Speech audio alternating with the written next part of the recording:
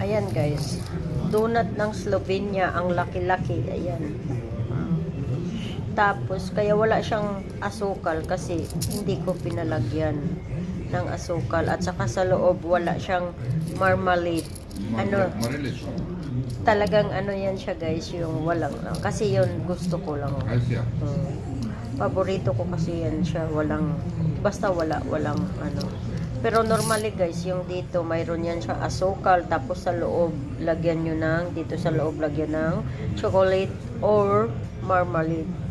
Pero ayaw ko. Kaya, ayan. At saka bili ni Secret.